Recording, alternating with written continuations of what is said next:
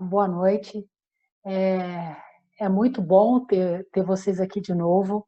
A gente está completando hoje a nossa oitava entrevista. Então, a primeira entrevista começou no dia 27 de março, no começo do isolamento em muitos estados. E lembrando que essas entrevistas elas surgem quando eu leio um texto do Antônio Ricardo e pergunto se ele não poderia falar mais sobre o assunto. E o Antônio, conversando com ele, a gente chega à ideia do formato da entrevista e, no momento, a gente toma uma decisão importante, que a gente queria que esse fosse um espaço de aprendizagem, um espaço de apoio mútuo, e a gente toma a decisão que seria também gratuito. Então, assim, com o passar aí, a gente chegando no oitava, nós vamos encerrar esse ciclo na 10ª entrevista, mas assim, tem sido muito bom ter vocês por aqui. São 19h30, eu quero convidar, por gentileza, a Raquel. Raquel, seja bem-vinda. Você consegue me ouvir? Tá ótimo, então. Raquel, então, seja bem-vinda. Deixa eu fazer uma pequena apresentação. A Uhum. nossa convidada de hoje, que é a Raquel de Paiva, ela é doutora em Psicologia Clínica e Cultura pela UNB. Ela é vice-coordenadora, supervisora e pesquisadora do Grupo de Intervenção Precoce nas primeiras crises do tipo psicótica, que é o GIPSE da UNB. Ela é especialista em psicologia clínica fenomenológico existencial, é pós-graduada em neuropsicologia e ela possui 17 anos de experiência em atendimento individual, casal, família e no tratamento e intervenção precoce aos transtornos mentais como psicose e correlatos.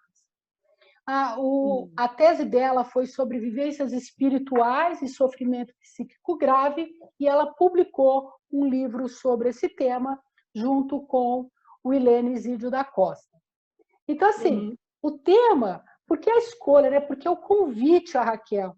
Eu conheci a Raquel durante a minha formação em MDR, e a Raquel, para mim, quando eu penso em crises graves em saúde mental, é a primeira pessoa que me vem à mente, a primeira pessoa que me vem à mente, não que não tenha outros profissionais, mas é a pessoa que me vem à mente quando a gente fala nesse tópico, quando a gente fala de psicose. E eu me lembro na nossa formação que a Raquel já tinha um interesse nesse tema. E aí, Raquel, então, dentro disso, a minha pergunta é, já que o tema dessa entrevista é crises graves em saúde mental e intervenção psicológica, e é muito interessante que, assim, muitos de nós psicólogos, a gente não vai se deparar com essas situações. Então, assim, como é que Uhum. surge o seu interesse por esse tema e em você atuar clinicamente nesse tema? Bom, mesmo antes de ingressar, né, na psicologia, mais ou menos na adolescência, quando estava escolhendo o curso, eu sempre fui muito curiosa com essa questão mesmo da psicopatologia, né, a questão das crises. O termo psicose, o termo esquizofrenia, sempre foram muito instigantes, né, para mim. E aí, quando eu ingressei na psicologia, eu me apaixonei pela psicopatologia, né? Eu lembro que na época eu estava com a professora Virgínia Turra, que dava essa disciplina, e ela nos levou no ISM, aqui em Brasília, que é o Instituto de Saúde Mental. Aí, Uhum. convivendo lá e vendo aquela realidade, né, dos usuários, eu confirmei a minha paixão, e aí quando eu vi aquela situação, algumas pessoas realmente em crise, né, vivenciando a crise, então eu decidi que a minha clínica seria nessa área, né. Então, antes da psicologia, eu também tinha ingressado no curso de teologia. Aham. Uma das questões também que me trazia muita curiosidade era exatamente a questão de crises psíquicas no meio religioso, né?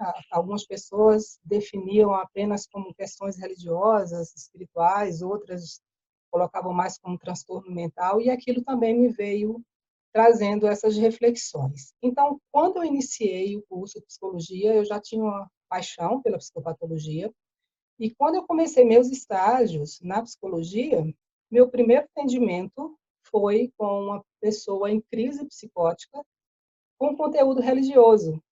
Então, O primeiro, nossa, essa é uma entrada e tanto, né, em atendimento psicológico. então eu fiquei realmente, eu digo, bom, é isso mesmo. Então, a dimensão espiritual, ela sempre esteve presente, junto com essa questão da crise psíquica. E aí, como negar isso? Como, né, não atentar para esse sofrimento, que é um sofrimento que é permeado também por uma espiritualidade, né? Então, quando eu assumi a clínica, antes mesmo da formação, eu estava no último semestre do curso de psicologia, e eu já estava atuando no consultório sob supervisão de uma orientadora minha, doutora Andréa Lara, né? Uma pessoa muito querida que me acompanhou, e foi nesse estágio de orientação, com orientação com ela, que eu tive essa primeira experiência. Então, o que acontece? Antes da formação, já tinha esse desejo. Durante a formação, foram surgindo mais questões. E aí eu segui tanto a clínica psicológica, tendo muito atendimentos desse nível, né? O meu professor orientador do doutorado, do mestrado, o professor doutor Helena, ele disse que eu tenho uma marca na testa, que eu atraio esse tipo de pessoas. E Imagino aí, que o que sim. aconteceu? Terminei psicologia, comecei na clínica e entrei no grupo de intervenção precoce, o GIPSI, que você citou, que é da UNB. Fiz o meu mestrado no GIPSI com um tema voltado para essas questões, né, da crise psíquica grave no ambiente religioso, no ambiente pentecostal, ou seja, qual era a repercussão dessas crises nesse ambiente. Esse foi o meu mestrado. E essa escolha seguiu para o doutorado, que veio com o tema Vivências Espirituais e Crises do Tipo Psicótica, né? Então, assim, a minha trajetória tem sido nisso, sofrimento psíquico grave. No doutorado, eu cunhei o termo sofrimento psíquico espiritual, que no momento eu estou no pós-doutorado trabalhando com esse tema, sofrimento psíquico espiritual, no contexto dos cuidados paliativos. Então, é tudo muito junto. Nossa, e é interessante, né, que é uma trajetória anterior até à sua formação, né, desde a graduação. E Raquel, o que são, né? A gente fala em crises graves em saúde mental, a gente fala em intervenção psicológica precoce. Conta para a gente assim, o que são essas crises, o que são consideradas essas crises e o que é considerado uma intervenção psicológica precoce. Tá. Você está me ouvindo bem? Eu estou te ouvindo bem. O meu fone estava tapando o meu ouvido. Eu estou te ouvindo bem. Tá bom. Bom, o que significa, então, o que é considerado uma crise grave em saúde mental, né? E como é que acontecem essas crises? A psicose é um termo psiquiátrico, né, genérico. Quando a gente fala de crise psíquica grave, a gente está falando especificamente da psicose, que é um termo psiquiátrico genérico que se refere a qualquer distúrbio mental. Ou seja, ele comumente é caracterizado pela perda do contato com a realidade. Então, o que acontece? É impossível estabelecer uma única conceituação para esse termo, visto que existem dificuldades inconciliáveis quanto à sua definição e causas, né? Então, como eu trabalho muito com primeiras crises, a gente necessariamente tenta não usar o termo psicose.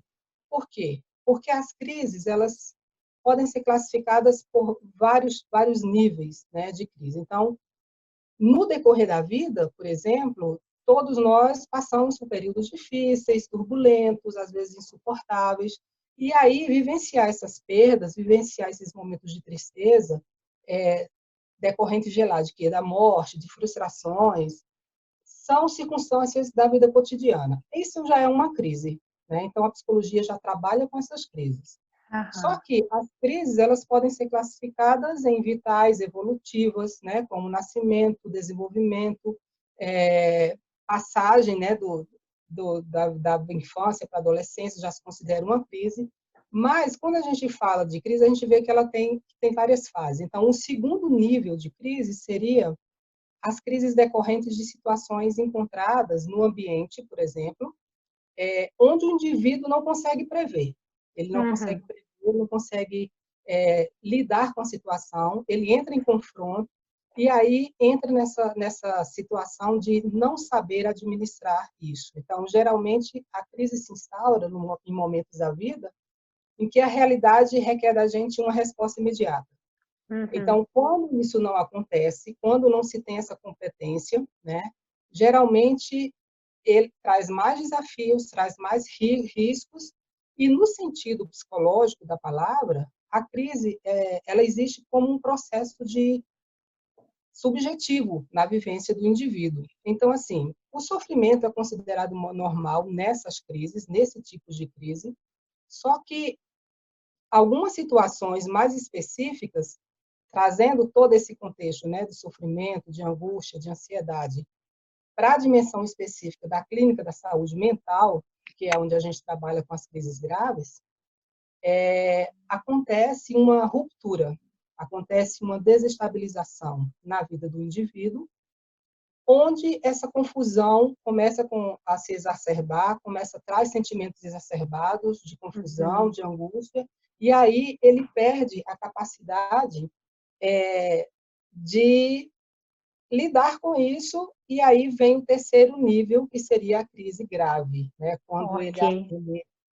ele aciona essa questão mesmo da perda da realidade, né? Do controle sobre si. Então, seria esse tipo de crise que a gente considera crise grave. Né? Então, assim, nessa crise grave, necessariamente tem uma perda de contato com a realidade.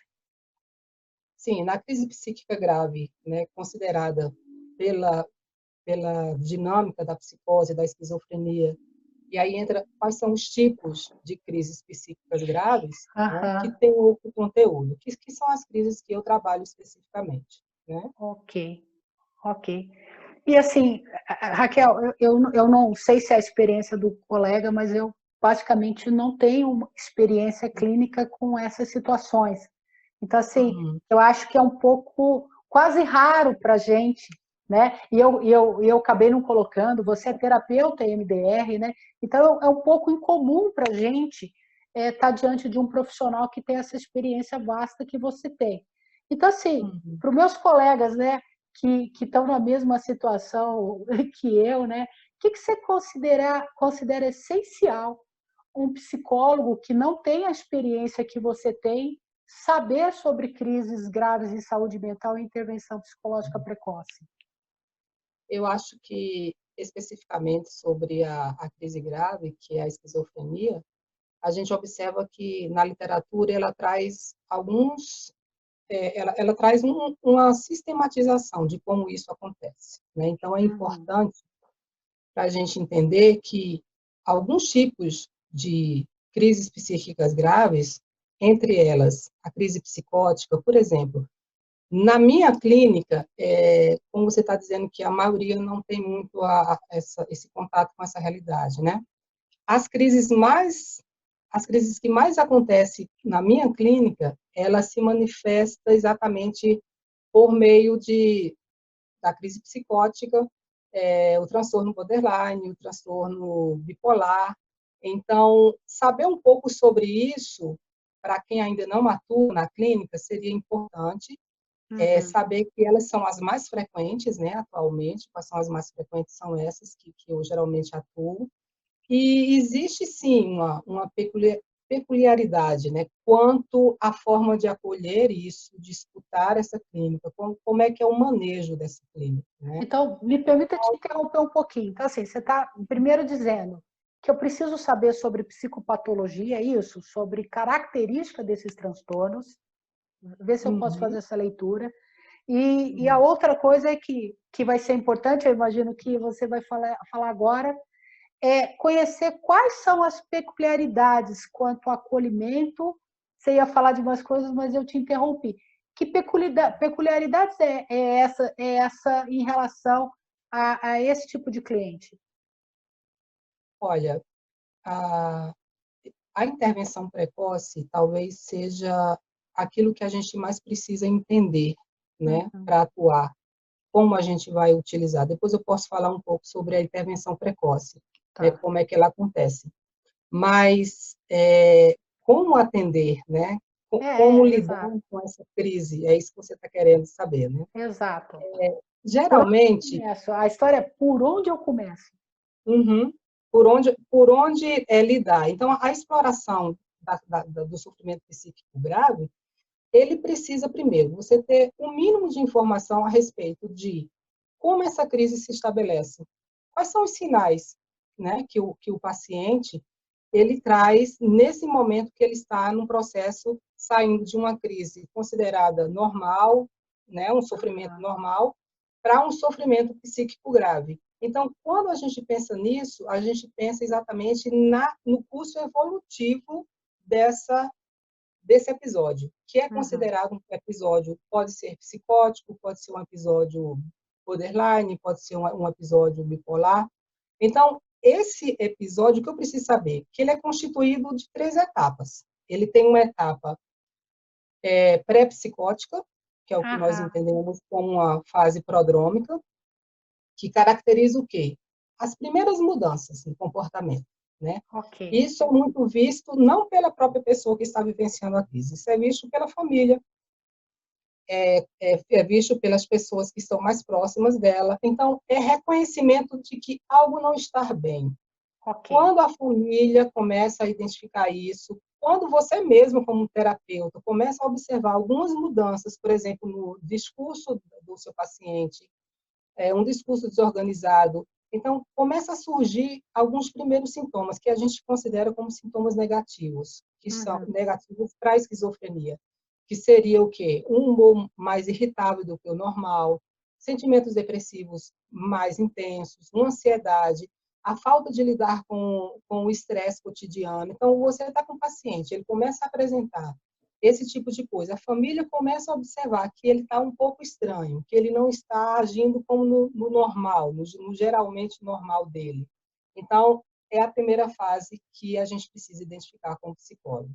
A segunda já é a fase aguda, já é a fase que caracteriza já os sintomas positivos para a psicose, como, por Uhum. exemplo, pensamentos recorrentes, pensamentos invasivos, a impressão de estar ouvindo vozes, ou até mesmo configurar que está ouvindo vozes, que Uhum. não são internas, mas são externas. A sensação de estar sendo observado, aparecimento de pensamentos religiosos, de questões ocultas, e aí vem as alucinações, vem os delírios, entre outros. Então, nessa fase, a família, tanto como o terapeuta, geralmente já reconhece que há realmente alguma coisa errada. Esses sintomas, eles se dão provavelmente já próximo a uma crise mais grave, que pode se, por exemplo, se cronificar para uma situação mais difícil, né, que é voltada para a questão da psicose, já algo cronificado. E Uhum. aí entra a questão da intervenção precoce, que a gente trabalha, que eu trabalho especificamente, para que não se chegue a esse nível, né, de um sofrimento intenso, que esse sofrimento se estabeleça. Então, existe a forma do psicólogo atuar com a intervenção precoce nas psicoses. Uhum. E Tá? assim, como se dá, né? Quais são as características? O que está presente nessa intervenção precoce? Olha, primeiro a intervenção precoce é a questão mesmo de uma escuta implicada, né? A pessoa tem que ter, primeiro, uma disposição. Eu acho que é como você falou, não são todos os psicólogos que atuam nessa área da saúde mental. Uhum. É um grupo específico que trabalha, que é como se fosse direcionado, né? Mais direcionado para esse tipo de atendimento. Mas a intervenção precoce, ela ocorre primeiro com o reconhecimento precoce da doença. Então, atuar junto com a família, né, se atua junto com a família, e essa intervenção no setting terapêutico, ela geralmente ela é mais intensa. Por exemplo, quando a gente começa a atender uma pessoa que está desenvolvendo a crise grave, psíquica grave, geralmente a gente atende 2, 3 vezes por semana, né? Depende Olha. muito Uhum. da situação da crise em si. Então, assim, eu já atendi pessoas 3 vezes por semana, porque além da medicação, que é o que a gente pode falar um pouco depois sobre a necessidade da intervenção psiquiátrica, né, médica psiquiátrica. Então, a primeira questão é estar atento aos sinais prodrômicos, que são os sintomas negativos, que é aquela coisa que eu tenho, que você tem, todo mundo tem, só que está se exacerbando, está se Uhum. tornando mais forte, né? Está saindo do contexto da normalidade. Então, a intervenção precoce, por exemplo, ela nos leva, por exemplo, a ter uma recuperação mais rápida, né? A pessoa sai, o número, o tanto de vezes que eu atendo ela, e que ela organiza os pensamentos, a confusão, o delírio, a alucinação, que ela entra, né, em contato com isso vai se esvaziando, isso vai tendo o sentido, né, que a gente considera que são os sentidos psicológicos do delírio, os sentidos psicológicos da crise das alucinações. Então, o que é que está por trás desses delírios, o que está por trás dessas alucinações? A gente entra nesse patamar, porque a pessoa começa a ter, né, esse vínculo com o terapeuta, ele fala de si, na maioria das vezes ele tem momentos que não são momentos, vamos dizer, organizados, a maioria das vezes Uhum. ele está extremamente desorganizado. Por exemplo, eu tive uma paciente, que inclusive a história dela está na minha tese de doutorado, que durou mais ou menos uns 2 meses, Olha.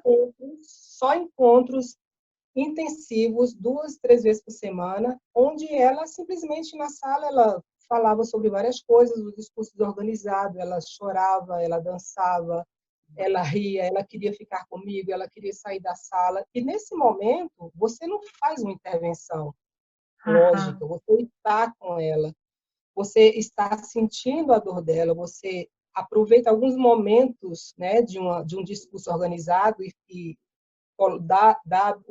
devolve a pergunta, devolve a questão, e ela vai se organizando aos tempos. Então, chega a ser mais ou menos um mês, 2 meses, na maioria das vezes, onde a pessoa simplesmente está ali com o outro. Então, o que que eu, psicólogo, posso fazer nesse momento?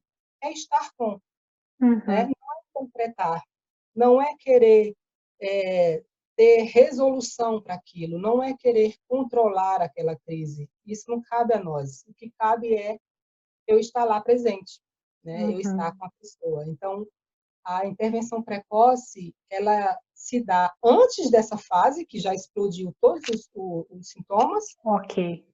mas na fase, né, mais forte, é exatamente isso que o psicólogo precisa fazer, é estar com a pessoa. E nesse Uhum. meio termo, atendendo a família, nós atendemos a família, tem a questão da medicação também, que a gente pode falar um pouco depois, e aí segue quais são os benefícios, né, da intervenção precoce. A gente observa que quando se tem uma atuação de imediato no comecinho da crise, no comecinho do surto, que é o que, né, caracterizado, a gente observa que há uma menor incapacidade a médio prazo, menos risco de reincidivas. Nós observamos que tem menor risco de suicídio, observamos que tem menos complicação com a justiça. O trauma ele é organizado nesse período, e a gente vai falar um pouquinho da questão do MDR e É psicose. isso. Eu queria te ouvir depois sobre isso também, né? Como é que é essa intervenção com o MDR nesse tipo de cliente? Uhum.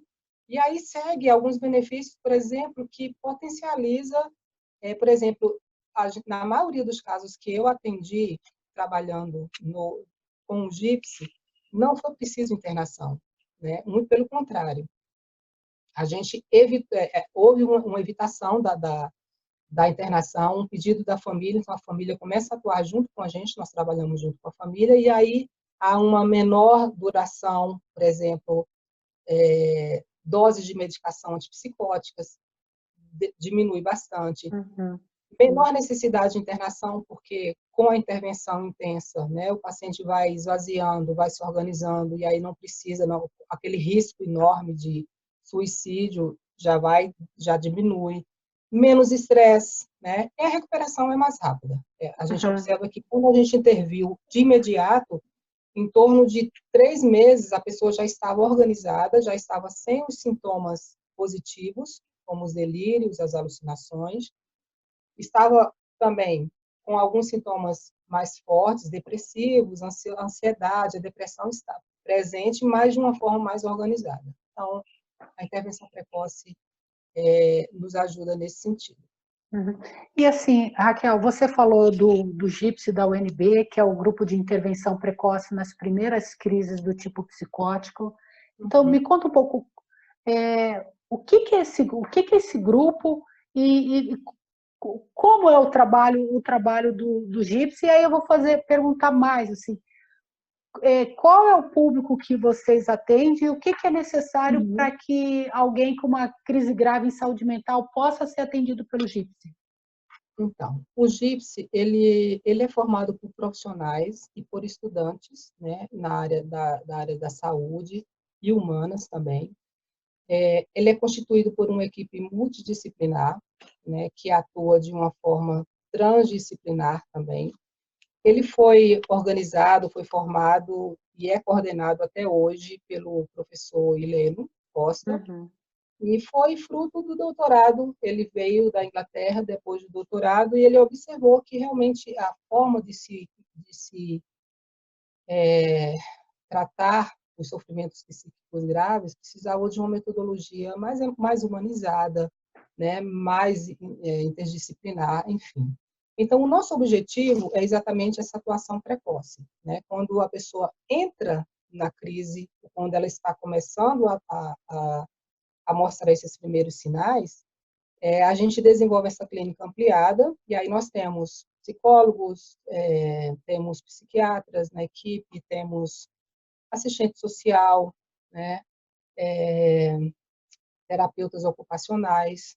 Então, cada semestre entra vários profissionais voluntários dessas Ok. áreas, né, e nós atuamos de uma forma individual e fazemos o quê? Acompanhamento interdisciplinar, nós fazemos psicoterapia individual e familiar, né, às vezes de casal também, às vezes precisa, quando o cônjuge é um dos que está, né, que está vivenciando a crise, atendimento psiquiátrico em grupo, enfim, é uma equipe que trabalha com todas as possibilidades de uma integração, ver o indivíduo de uma forma integral, né, em todas as suas demandas, e atuar com a família, com a rede também, né, a rede social dessa pessoa também nós envolvemos, e aí a gente observa que realmente essa entrada em todas as áreas, a gente observa que há uma recidiva muito, praticamente não há recidiva, né,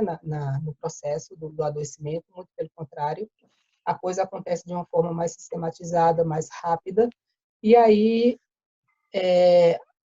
a gente observa as mudanças importantes, né, nesse contexto desse indivíduo.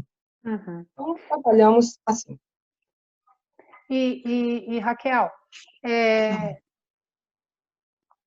quando, quando você fala assim do GIPSI, né, você fala de uma equipe multidisciplinar, mas assim, eu queria um pouco que você contasse para a gente assim, o que você considera fundamental para uma boa integração entre o tratamento psicológico e o tratamento psiquiátrico. Por mais de uma vez você falou da parte Uhum, medicamentosa, né? Então, como é que essa integração pode acontecer de uma forma bastante positiva? uhum. Olha, eu tenho tido muito, vamos dizer, talvez sorte, de Aham. encontrar psiquiatras que têm essa visão, né, mais humanizada, então, mais integral, extensiva, né, do sofrimento psíquico humano. Então, essa possibilidade de atuar com a psiquiatria, né, no sentido de que a gente pode negociar, por exemplo, a questão medicamentosa, o nível de medicação. Uhum. É fundamental para essa integração entre psicologia e psiquiatria, ela acontece exatamente isso. A medicação, a importância do psiquiatra ter essa conversa, esse diálogo conosco, é exatamente evitar que a medicação seja para imobilizar, por exemplo, uma dosagem excessiva, onde traz um embotamento emocional, né, do paciente, onde esse embotamento emocional prejudica o indivíduo a entrar em contato com seus sentimentos, com as suas angústias. Então, assim, anterior ao GIPSI, era muito complicado trabalhar com a questão da psiquiatria. Quando eu entrei no grupo, nós tínhamos esse acesso a alguns psiquiatras que atuavam com a gente, que dava para fazer essa negociação. Atualmente, eu estou trabalhando na Clínica Flor da Manhã, né, com a doutora Tá. Henriqueta Camarote. E ela é uma psiquiatra que tem exatamente essa visão, né, essa visão integrativa do ser humano, onde ela observa não apenas a questão biológica, mas ela observa as questões relacionais, as questões familiares, até a própria questão espiritual do indivíduo, e ela leva muito em conta isso. Então, é fundamental. Exatamente por quê? Porque nos casos que a gente atua e que a gente não tem esse contato com a clínica psiquiátrica e não tem essa negociação, esse diálogo, geralmente há uma demora muito maior para que o paciente se coloque como dê acesso, por exemplo, a entrar nas suas questões emocionais, a Uhum. entrar na possibilidade de elaborar as suas angústias, porque geralmente está muito medicado, geralmente ele está muito embotado. É um embotamento que deixa realmente aquela... parece que traz uma segurança, né, de que ele vai estar lá quietinho, ele não É, fala, ele não reage, é. ele não traz risco para a família, e ele fica nessa situação, mas não entra em contato com as causas reais do que levou ele a ter essa crise, né? Que Uhum. isso é colocado em prática no próprio processo terapêutico. E a gente assim, a gente segue, né, com o desafio no desenvolvimento de medicamentos de neurolépticos, né, de Sim. neurolépticos, de medicamentos antipsicóticos, né? Então, assim, a gente vem com uma história de psiquiatria que com medicamentos que atuam melhor em relação aos sintomas positivos, e lembrando, né, que sintoma positivo não é algo legal, sintoma positivo leva esse nome porque é algo que você percebe pela presença exacerbada, né? Do que com É o sintomas. positivo para a psicose, né? Aí não é o Exato. sentido de que não, é para a psicose. E aí a gente segue, né? Mesmo assim, com o surgimento dos antipsicóticos atípicos, a gente segue com desafios em relação ao tratamento farmacológico.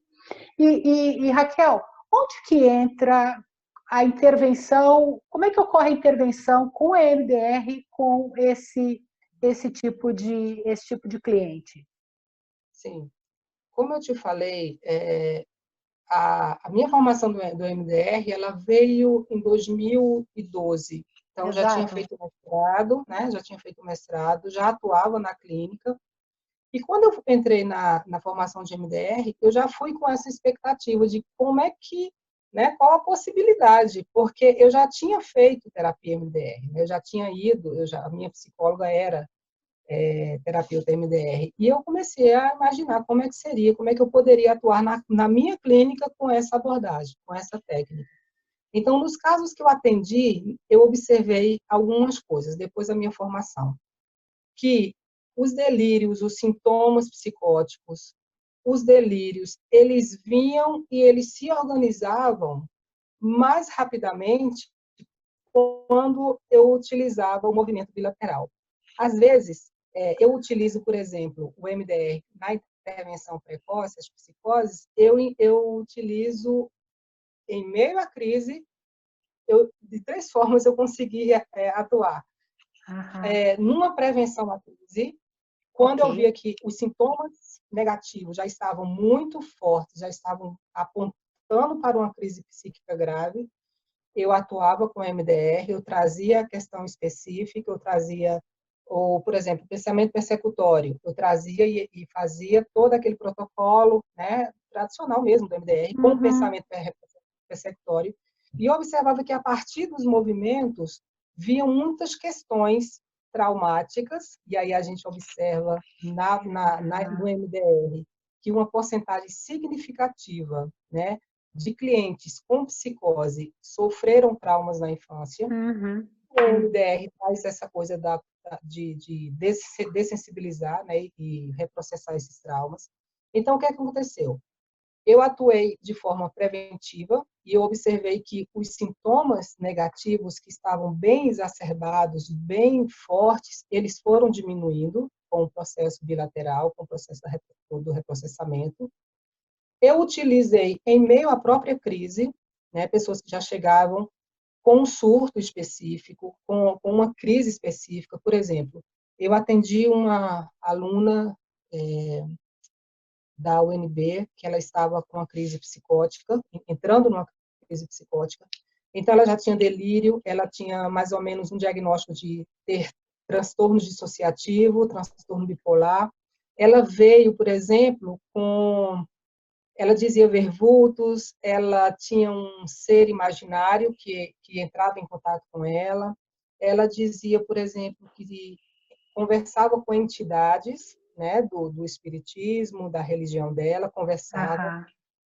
Ela dizia que esse ser que ela via, né, que aparecia para ela, apareceu desde a infância e fazia com que ela tivesse desejo de morte, e ela fez várias tentativas de suicídio. Ela veio com esse conteúdo. Eu pego esse conteúdo e entro no processo de MDR com ela. Então, Uhum. no próprio pensamento, por exemplo, ela ouvindo, no momento que eu estava na sala, ela dizia: ele está aqui e ele está me falando para que eu me jogue no carro quando eu sair daqui da sala. E Ok. aí pegava isso e fazia todo o processo de dessensibilização e, consequentemente, a remissão era mais rápida. Então, quando o cliente, quando ela passou pelo processo de MDR, ela passou a refletir sobre essas entidades, sobre esse ser que ela via, sobre esses vultos, sobre essas vozes, e aí, a partir disso, entrou nos traumas da infância. E Uhum. aí ela chegou no momento da crise que esses sintomas foram remidos e que, por exemplo, esse ser que ela via toda noite, ou que ela acompanhou ela durante a infância toda, não tinha rosto. E agora, depois de todo o processo, era o rosto do pai. Aham. Nossa, Raquel, assim, eu confesso que eu estou quase liberando a perplexidade. Eu lembro-me até durante a nossa formação, né? Eu havia lido sobre você intervir em pacientes com psicose, você intervir com MDR sobre o trauma e você tinha redução de sintomas, inclusive porque o surto por si só é traumático. Mas assim, Uhum. para mim, né, e é claro, né, eu não acompanho essa literatura assim, mas de repente você fala, não, eu intervenho não só no trauma, eu intervenho nos próprios sintomas, o que você acabou de dizer agora, eu intervenho inclusive nos sintomas positivos. Então, assim, Uhum. eu estou aqui assim, querendo saber mais e confesso que perplexa, né? Na Uhum. verdade, pensando um pouco como Robin, né? Santa ignorância, sabe? Essa sensação que eu tenho, assim, muito obrigada, porque Uhum. realmente, né? Eu acho que é raro. A gente acessar com um profissional que trabalha da forma e com o conhecimento que você tem é muito Uhum. raro. E agora, Uhum. quando você fala assim, né? Desse caso que você me contou, o título da sua tese de doutorado e o título do seu livro é Vivências Espirituais e Sofrimento Psíquico Grave. Eu não sei se os colegas que estão aqui nos acompanhando, eles não estão com questões parecidas, mas sim, qual a importância de pensar e considerar a dimensão espiritual? Eu não sei o que ela viu, né? Mas o que é a importância de se pensar e considerar a dimensão espiritual no contexto do sofrimento psíquico grave? Tá? Eu acredito que a exploração da espiritualidade é um desafio da atualidade, da psicologia atual. Essa problemática sobre religiosidade, sobre sofrimento psíquico, não é atual, né? Uhum. William James, no século passado, ele já trazia questões relacionadas a essa dimensão, né? Então, entender que esse fenômeno, ele atua na clínica, eu não tenho como tirar isso do indivíduo.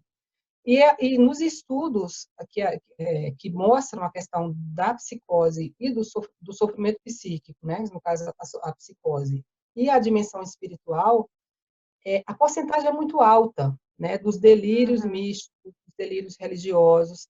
Então, o componente religioso nos transtornos mentais já foi notado desde do século passado. Uhum. E isso vem trazendo, agora, lógico, a psicologia tradicional e a psiquiatria tradicional sempre teve essa coisa desse tabu, desse preconceito. Só que essa presença marcante tem feito com que vários estudiosos atuem nessa área, né, e tragam realmente, e que afirme que a religiosidade e a espiritualidade necessariamente não é um construtivo negativo da constituição humana. Muito pelo contrário, a dimensão espiritual ela é constitutiva da psique humana.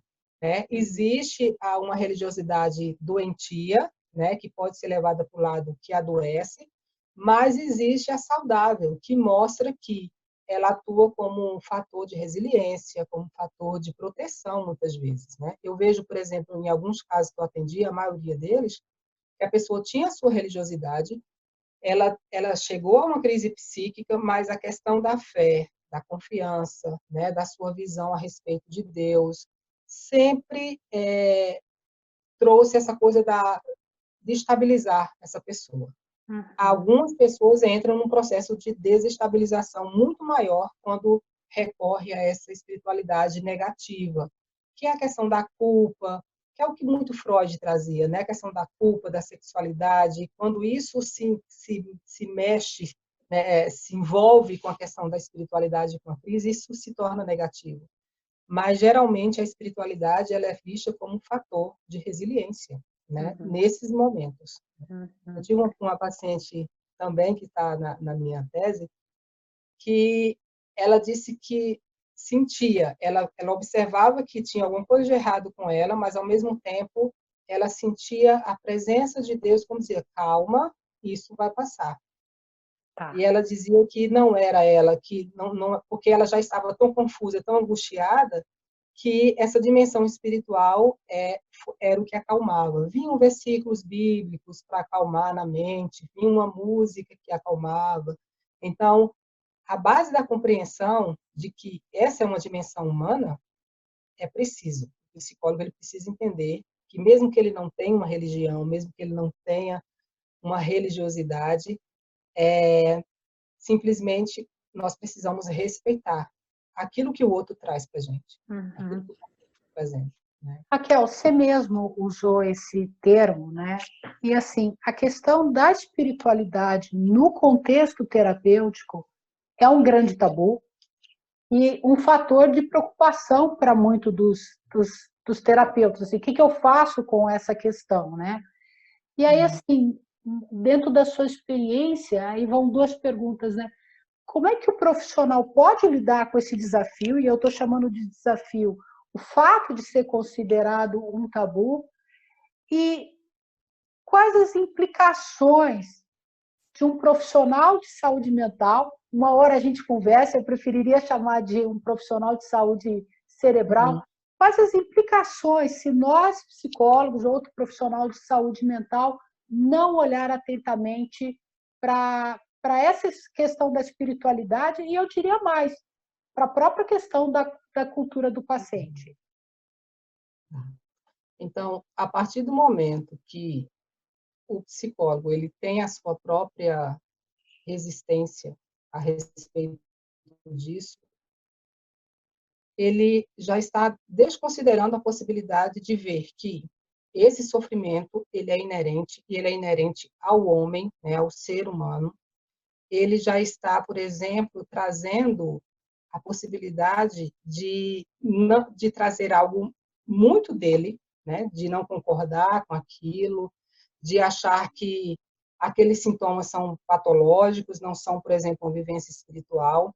Então, esse questionamento é, é, é, é para nós uma forma de eu preciso lidar com algo que é mais profundo do que eu, que é algo mais profundo da alma humana, que é a própria constituição, né, psíquica e espiritual. Talvez por uma falta de informação sobre a potencialidade transcendental do próprio ser humano, né, porque a gente não lida com questões apenas empíricas, né, com questões cientificamente empíricas, a gente lida com questões que ultrapassam esse fator. Então, pensar na potencialidade transcendental desse ser humano, né, é vê-lo, por exemplo, numa abordagem fenomenológica, que vê o ser humano como total, né? E essa dimensão espiritual, é preciso o psicólogo entender que faz parte daquilo que é mais genuíno no ser humano, que é a sua própria transcendentalidade. Isso é genuíno dele, isso é constitutivo, ou seja, o manejo clínico, ele precisa considerar toda essa diferença, ele precisa considerar que eu preciso acolher o paciente, no caso, quem chama de paciente, né? Eu preciso acolher o analisando a partir das suas demandas, não dar para dizer, olha, aqui eu não falo sobre espiritualidade, eu não falo sobre fé, eu não falo sobre cura espiritual, então esse conteúdo aqui, eu não converso com você sobre isso. É incoerente, porque nós precisamos acolher na nossa clínica e entender que essas pessoas estão passando por questões que são fundamentais dela, da experiência da vida dela. Então, a questão as experiências espirituais, elas estão sim inseridas dentro do contexto do sofrimento psíquico grave. É uma primeira coisa que a gente precisa entender. Aí tá.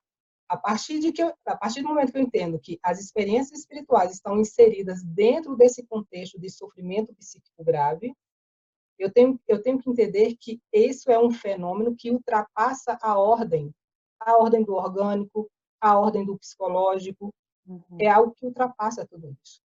Então, nós entendemos que o sofrimento psíquico não é exatamente uma doença mental, especificamente como a psicose se apresenta, mas ela surge a partir de uma necessidade de reconstrução dessa identidade, dessa existência desse indivíduo que está enfrentando um momento desorganizador. Então, assim, ele não é um doente mental, ele está passando por um momento de desorganização psíquica. Ele não é um psicótico, ele não é um esquizofrênico, ele está tendo um momento onde ele está tentando reconstruir a sua identidade, né, de ser no mundo, a partir dessa leitura e das suas vivências espirituais. E as vivências espirituais, necessariamente, elas não são patológicas. Que é isso que a psicologia tradicional e a psiquiatria entra em confronto, né, por exemplo, com as questões fenomenológicas, porque a gente vê isso como algo que é inerente ao ser humano e que é constitutivo. Raquel, assim, quando você vai falando assim, eu tentando um pouco organizar as informações para mim, então uma coisa que caracteriza é um olhar fenomenológico, ou seja, você está considerando a todo tempo na sua clínica o que aquela experiência, como é que aquela experiência é vivenciada pelo seu cliente. Ou seja, mais do que olhar para os sinais, ou olhar para sinais e sintomas, você está olhando, peraí, como isso está sendo vivenciado, como é essa experiência, é isso? Exatamente. Ok. É exatamente essa questão de compartilhar que essa precariedade que está existindo nesse momento do sofrimento, seja por uma morte, seja pela tragédia, seja por qualquer outra questão, por um trauma, essa complexidade toda, ela envolve a constituição espiritual do indivíduo. E E aí ele eu vai tô... trazer isso para a crise. Ele vai trazer isso para a crise. A partir do delírio, a partir da alucinação, o pensamento desorganizado. É por isso que quando a gente recebe alguém em crise e ele está com esse conteúdo espiritual, ele fala uma coisa da família, ele fala da igreja, ele fala de Deus, ele fala do diabo, ele fala do demônio, ele tá, isso tudo está muito misturado, porque faz parte da constituição dele anterior. Então, assim, eu vou dizer que isso é patológico ou isso fez parte, é ontológico, né? Fez parte da ontologia dele. Então, assim, a presença do terapeuta e a escuta do terapeuta a isso, sem um preconceito definido, sem uma ideia fechada, permite que tudo isso venha à tona. E a partir disso, ele desvela, né? Vem um desvelar do ser dele, a partir dessa possibilidade de falar o que quiser. E engraçado que quem trabalha com a crise psíquica grave entra no conteúdo. Me fala mais sobre isso. Como é que é isso? Né? Você falou, olha, como é que é esse entrar no conteúdo? Explica um pouco mais para a gente. Eu não estou te ouvindo. Vamos lá, você me ouve? Agora sim. Ok. Então, você estava falando que o profissional, né, que trabalha, ele acaba entrando nesses conteúdos. Eu tinha te pedido para você contar um pouco para a gente sobre o que é, como é que é entrar nesse conteúdo e mais, né? Porque assim, o profissional que está atendendo, o psicólogo, ele tem a espiritualidade dele. Uhum. E o próprio conteúdo trazido pelo cliente pode, eu vou usar esse termo, essa palavra não sei qual é a melhor, mas pode confrontar essa espiritualidade. Eu acho que a confusão que se faz é exatamente isso. A minha espiritualidade, ela não tem que entrar no conteúdo do outro. Isso é o que é o mais difícil para a maioria dos psicólogos.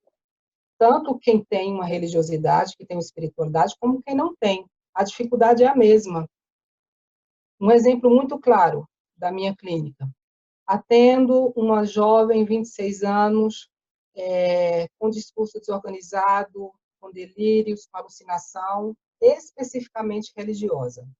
Ela via demônios, ela via seres de outro mundo, no consultório, ela chegava e dizia para mim, olha, ele está aqui, você não está vendo que ele está aqui? Tá. E se eu acredito ou não, isso é o que menos interessa. Sentidos do discurso é o que interessa para o psicólogo, não é o que é verdadeiro, o que é falso. Não, e você eu sei que eu estou interrompendo, você sabe que um dia desse eu recebi um e-mail, né? Alguém me escreveu e falou assim, Regina, você interrompeu a entrevistada. Eu quase pedi perdão e fiquei de joelho, mas assim, é que é muito precioso. Você sabe que assim, nessa entrevista assim, eu vou sair com os ombros tensos, né? Porque assim, eu quase não estou respirando, assim, em função da preciosidade, da profundidade e da raridade do que você tem trazido, Raquel. Raquel, não é uma entrevista fácil de assistir. É uma entrevista que nos exige, tanto porque tem termos e tem colocações que não são familiares, tanto porque toca em conteúdos que não são muito próprios. Então, assim, a gente não está tão familiar. Eu não quero, é claro, falar por todo mundo que está aqui conosco hoje, mas a minha impressão é assim, nossa, deixa eu respirar, porque assim, é muito conteúdo que não está presente no meu dia a dia. Aí eu só queria assim, pedir para você repetir, né, sobre essa questão da importância mais do sentido, do que se eu acredito naquilo ou não.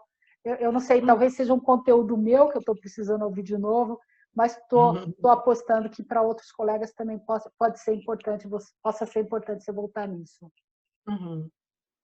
Eu estava dando um exemplo, né, daquilo que, como a gente age, como é que eu faço o manejo dessas crises, quando vem principalmente com esse conteúdo. Uhum.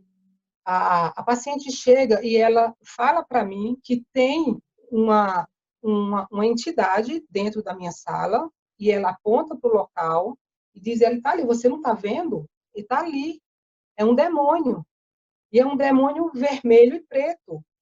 É um vulto preto, e ele está vindo em minha direção. E ela fala isso e vira as costas com medo, se encolhe na mesa e pede para eu falar, para eu mandar ele embora. Manda ele embora, ele está vindo para cá, manda ele embora.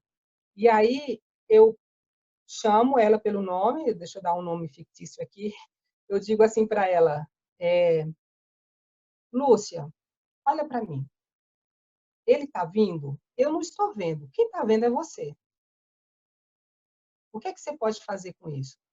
Uhum. E aí ela, não quero que ele fique aqui, eu não quero, ele vai ouvir o que eu tenho que falar, ele não pode ouvir o que eu tenho que falar, porque ele vai usar contra mim.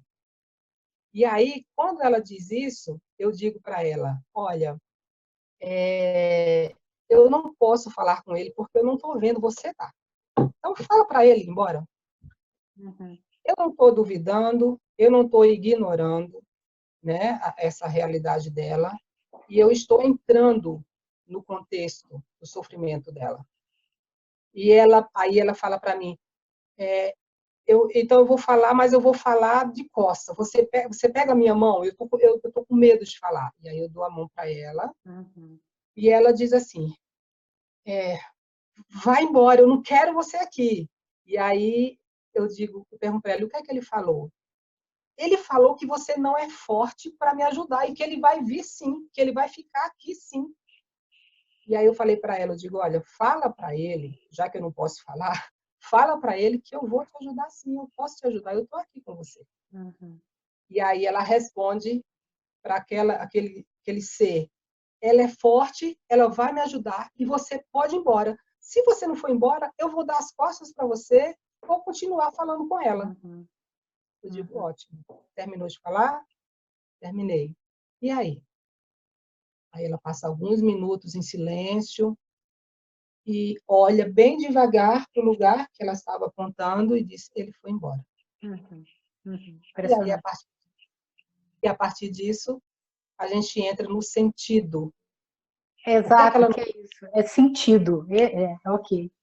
O discurso, no sentido do delírio, no sentido quem o que é que ela não pode falar na presença dele e que ela pode falar só para mim. E aí sai da dimensão desorganizada e trago ela para aquilo, para o dado de realidade. O que é que tem que você não consegue falar e que, se você falar, você vai ser acusada? Impressionante. Raquel, assim, tem um mistério que acontece nessas entrevistas que o tempo dá umas puladas e já a gente vai caminhando para o final, uma coisa impressionante. Mas, assim, eu queria que você nos ajudasse, e eu sei que isso foi objeto da sua tese de doutorado. Nos ajuda, se vai um pouco devagar, assim, de novo, pode ser só comigo, mas eu acho que é um conteúdo denso. Como é que a gente pode diferenciar uma crise psicótica com experiência religiosa? Então, é crise psicótica e tem uma experiência religiosa. De uma experiência espiritual genuína, sem sintomatologia. Então, assim, como é que eu separo uma crise com a experiência de uma experiência que não tem psicopatologia, mas tem conteúdo religioso?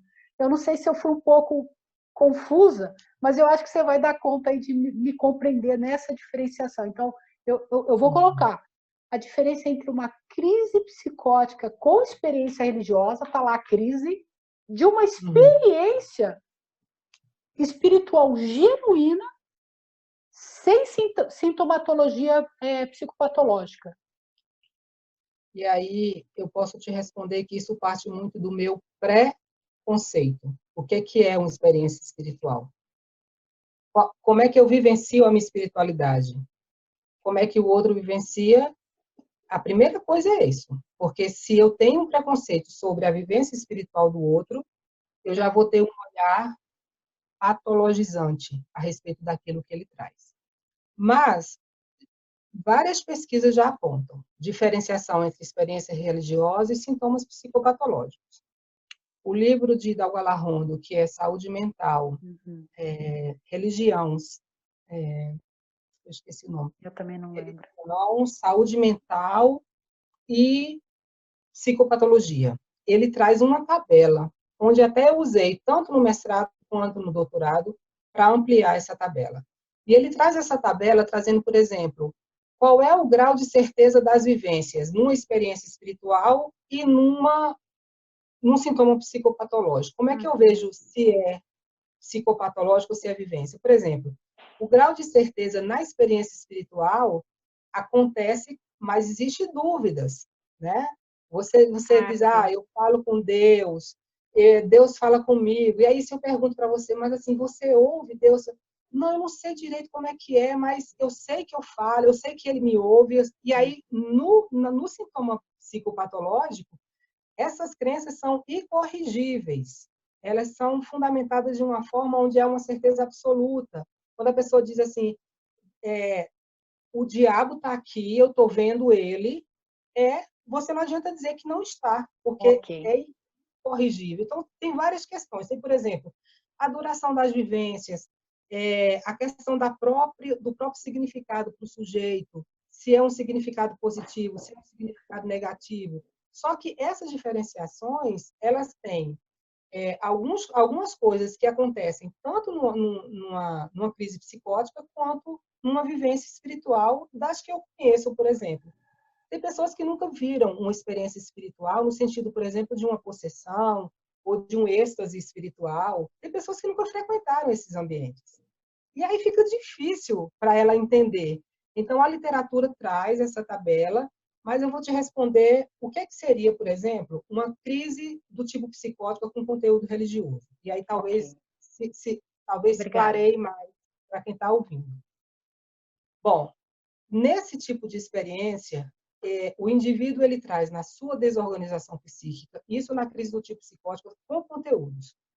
Ele traz na desorganização psíquica dele conteúdos relacionados à sua biografia, às suas experiências espirituais atuais ou anteriores, da infância, da adolescência, no caso, quando a pessoa tem essa crise na vida adulta, né? Então, ele traz isso na sua biografia. Esses conteúdos, eles são misturados com os sintomas positivos para uma esquizofrenia, ou seja, ele já está tendo delírio, ele já está tendo alucinação, e ele traz junto com isso o conteúdo da sua experiência espiritual.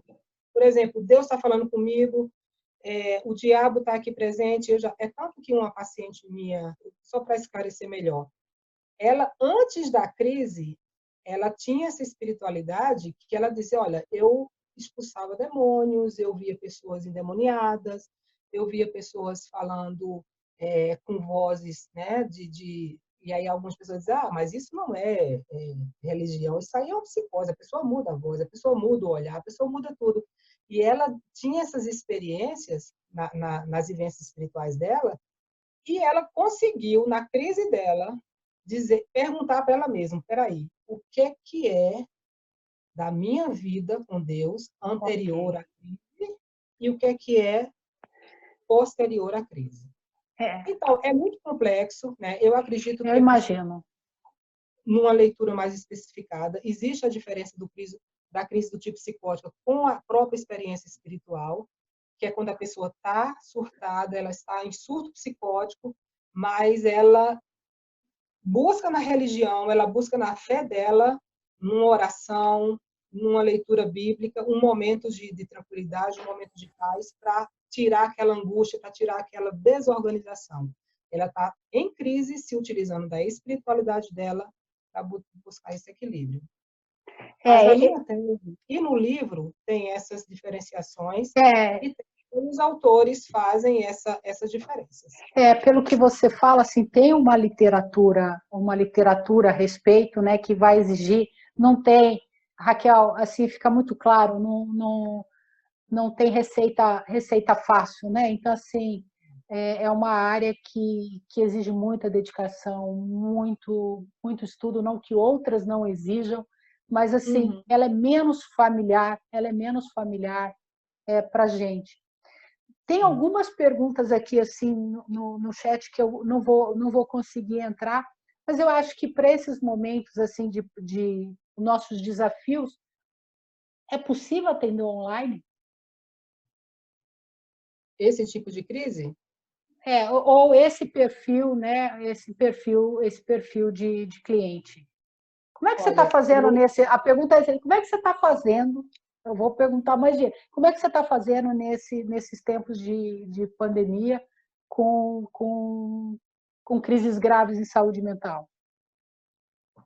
olha, eu tenho noção, eu tenho uma ideia muito clara de que é praticamente impossível atender crises psíquicas graves online. Eu não atendo. Ok, Eu ok.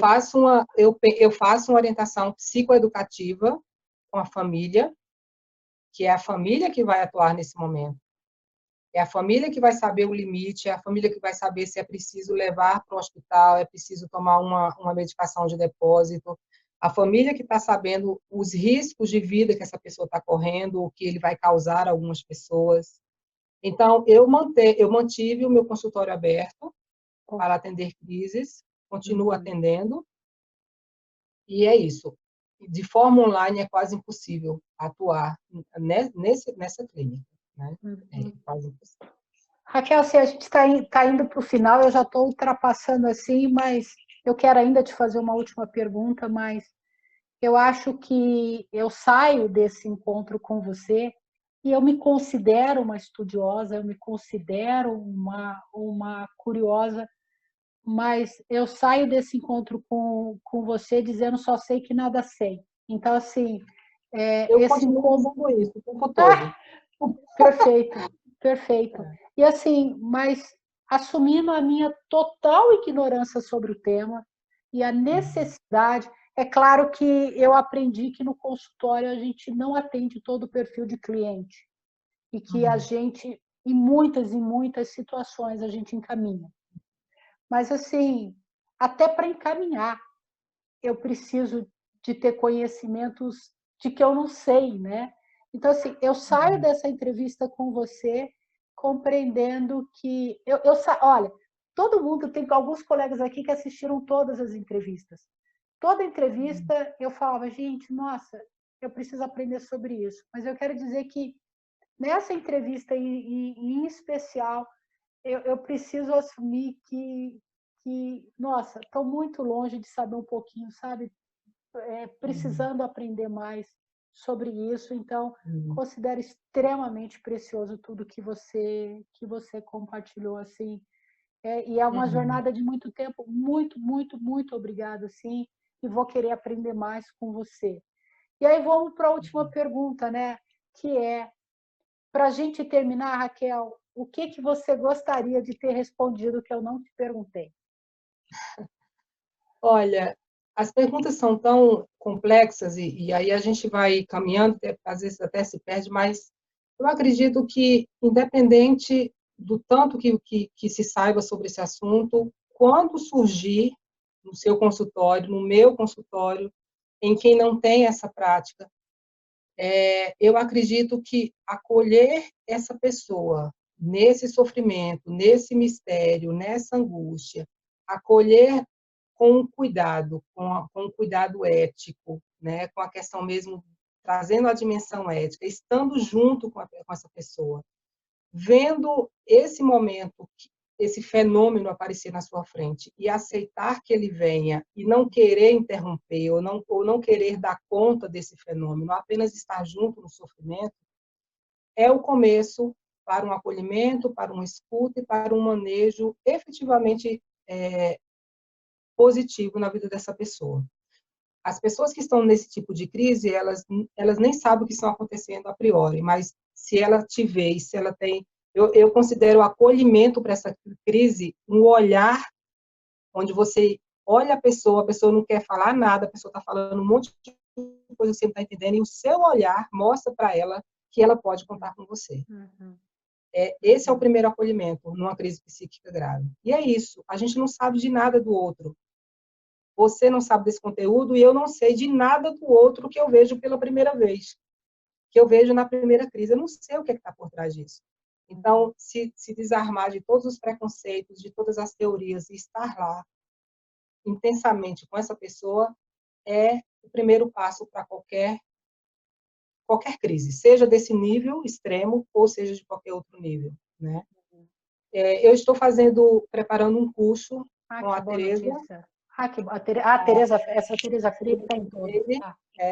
A Tereza Eu, tão na verdade, querida. estou preparando 3 cursos. O primeiro é sobre a espiritualidade espiritualidade no contexto terapêutico. Olha, que então, nós vamos falar tanto da espiritualidade do cliente, quanto como eu, psicólogo, vou lidar com a minha espiritualidade e o que é preciso eu ter para poder atender esse paciente de uma forma mais ética possível. Ok. O outro curso é Intervenção Precoce às Psicoses, que é toda essa questão do manejo da crise psíquica grave.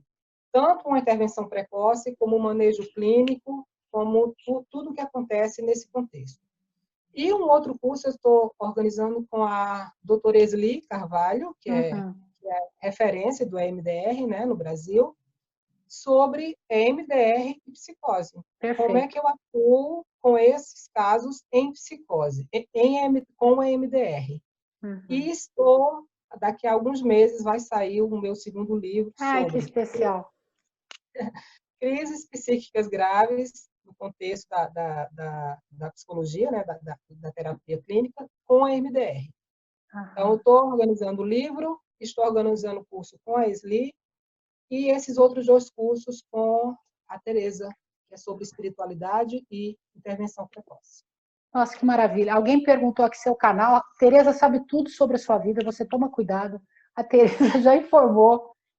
Depois a gente vai precisar de um caminho para isso ser informado, mas é claro, todo mundo que se inscreveu, depois eu passo os e-mails para você poder divulgar. A Raquel, assim, a última pergunta era para você falar, mas eu não estou resistindo. Eu fico imaginando que, mesmo se eu nunca for atender esse perfil de cliente, se eu estiver preparada para atender esse perfil de cliente, com certeza a minha atuação clínica vai para outro lugar. Então, assim, são habilidades e são conhecimentos e é uma busca de sentido, é como estar, é como se emprestar, porque eu fiquei me perguntando conforme você ia contando, né, e você ia compartilhando com a gente, o que eu preciso dar conta, o que eu preciso ser, o que eu preciso conhecer, com quais conteúdos meus eu preciso lidar, que sempre isso é fundamental na nossa atuação clínica, mas que eu imagino que seja muito, muito mais exigido na atuação clínica com esses clientes. Então, se eu aprender mais sobre isso também, essas entrevistas assim, me mostrou, poxa vida, eu estou precisando aprender ainda mais. Então, assim, obrigada. Obrigada mesmo, Raquel. Assim, eu acho que raramente a gente vai ter uma oportunidade como essa de entrar em contato com esses conteúdos. Então, e foi muito bacana. Quem entrou para assistir, e sabe o que eu tenho aprendido? Eu que trabalho com violência doméstica, é um tema que as pessoas fogem. Eu tenho aprendido que as pessoas fogem desses temas. Então, se a gente fala em crise, se a gente fala em grave, se a gente fala em violência, eu fico impressionada como as pessoas falam: não, acho que eu não preciso ouvir sobre isso. Então, assim, eu muito, muito, muito obrigada. E o sentimento que eu tenho, eu te desejo vida longa. Eu te desejo vida longa com muita sanidade, viu? Porque a gente, era um tema que eu queria entrar, a gente não entrou na questão da pandemia, mas eu suspeito que a quantidade de pessoas que realmente a quantidade de pessoas que vai perder contato com a realidade nessa situação da pandemia e o que vai implicar essa situação vai ser muito. Então, o seu conhecimento, assim, o que você nos passa é muito precioso. Mas eu falei tanto, mas eu não queria ficar com a última palavra. Eu volto a última palavra para você, Raquel, e nos despeça, assim, e aos colegas, assim, não queria que fosse a minha, assim. Por gentileza, eu sei que eu já fiz a última pergunta, mas Eu volto a palavra para você para a gente se despedir dos colegas hoje. Uhum. Eu só queria deixar de uma forma bem clara, né, essa coisa do respeito ao sofrimento do outro. E esse respeito envolve respeito aos seus conteúdos, à sua espiritualidade, a tudo aquilo que traz. Então, essa escuta aberta que a gente propõe, né, é nessa possibilidade desse encontro aberto, que realmente essa escuta mais clínica, mais fenomenológica, que não engessa o processo terapêutico, que não engessa, né, as possibilidades do humano existir, do humano se manifestar. É essa possibilidade sem uma obrigatoriedade de seguir um contexto ou uma abordagem, como é dita no nosso curso, que isso não pode ser falado, não pode ser tratado, não pode ser ouvido. Isso é um engessamento do existir humano. Eu Uhum. sempre falo para os meus alunos que quando você recebe alguém no seu consultório, independente da crise, você não sabe nada sobre ele. É ele que vai se desvelar. É ele que vai se mostrar. Então, o processo terapêutico, o processo de organização psíquica, ou vamos colocar entre parênteses de cura, né? Não sei, algumas pessoas ainda não. O processo acontece a partir do próprio existir do outro. Então, o outro está se revelando, está se desvelando, e esse processo de organização parte dele. Você está ali apenas como um canal de receber, né, todo esse sofrimento e ser um, um suporte, um apoio. Né? Então, a visão e uma leitura fenomenológica do sofrimento humano talvez seja primordial para quem quer entender essa clínica do sofrimento psíquico grave e qualquer outra clínica, qualquer outra demanda do humano. Ok. Tá? Raquel, muito obrigada. Eu vou te convidar só para ficar aqui um pouquinho comigo enquanto os colegas saem. Tá. Então, vamos aguardar um pouco os colegas saírem. Eu não consigo, gente, assim, abrir para um bate-papo, a gente não consegue fazer isso de uma forma organizada, mas a Tereza deixou o e-mail da Raquel aí, então eu vou ficar só aguardando vocês aos poucos irem saindo, né? Então, aí eu gosto de ler algumas, né? A gente tem um parabéns, alguém falando que é uma aula magna, alguém contando que foi aluna da Virginia Turra. Uhum. Regina, minha experiência sobre atendimento psicológico com sofrimento psíquicos graves. Alguém contando que fez estágio no ISM. Alguém está contando aqui de um caso que eu acabo não conseguindo discutir os casos aqui. Grata pela maravilhosa troca, excelente, Uhum. gratidão. Agora eu fico imaginando que muitos colegas como eu ainda estão um pouco sem fôlego, né? Sem fôlego. É Sim. denso, é denso. Raquel, vou Uhum. precisar te contar que após nossa entrevista hoje eu vou tomar um vinho, vou Boa ideia, assistir, boa vou ideia. assistir ele com E, que é light, assim, né? Porque a gente passa susto, mas tudo dá certo. Eu estou achando que é nesse capítulo ou no próximo que as coisas vão se desenrolar com o Gilbert. Então, assim, eu acho que eu vou, né? Obrigada, Raquel e Regina. Certamente mais recursos primorosos nessa nossa caminhada de acolhimento aos nossos pacientes. A Beth contando isso para a gente. Estou esperando aqui a Tereza em algum ponto, porque a Tereza ela é quase onipresente. Né? É Alguém verdade. está dizendo que precisa de ajuda com paciente com esquizofrenia, mas infelizmente a gente não consegue cuidar disso nesse Deixa espaço. eu te falar uma coisa, deixa eu responder para essa pessoa. Eu faço supervisão para esses casos. Tá ok, tá Eu ok. dou supervisão. Então A você dá. supervisão pode ser no consultório, pode ser, a gente tem todos os cuidados, né, presencial, e pode ser online também. A gente pode formar um grupo, É, enfim. Mas a é, supervisão é possível. você sabe, Raquel, eu tenho aprendido sobre isso, assim, né? Há muita busca, né? E eu que também tenho um papel de docente, há muita busca sobre Eu tenho um paciente assim, e eu falo, gente, assim, eu preciso conhecer esse paciente, eu preciso ler, eu preciso de mais informações. A gente não consegue simplesmente dar uma dica de como faz, né? Mas ao mesmo tempo a gente é tão só nesses nosso espaço de trabalho, a gente quer tanto dividir, né? O que a gente faz. Ou alguém assistiu N com com E aqui também, ou N with E. Ó, eu já estou no vinho, a Tereza, e a Tereza está me devendo um vinho, viu? A Tereza me prometeu um vinho, já está juntando quase, já vai virar quase uma caixa. Saudade de você, querida, adorei, obrigada. Vou tomar vinho também. Vixe, agora todo mundo vai tomar vinho. Né? A colega dizendo que eu quero supervisão. E o espaço para se pensar e divulgar também, Raquel, considere uma supervisão por tema, que você fala, olha, nesse espaço de supervisão, eu vou falar sobre acolhimento. E aí, nesse espaço, mais colegas se juntam para estar na supervisão. Eu sei que às vezes é desafiador para os colegas as supervisões individuais. Ótima noite, gratidão, né? Alguém agradeceu por a gente estar falando por um tema, e eu gostei, um tema que é comum, mas é pouco falado. Sim, devido ao tabu, né? Exato, a história do tabu. Gente, já falei demais, eu vou só então, boa noite para quem ficou aí, eu desejo uma boa noite, eu desejo um bom final de semana, então, obrigada, quem eu estou vendo aqui,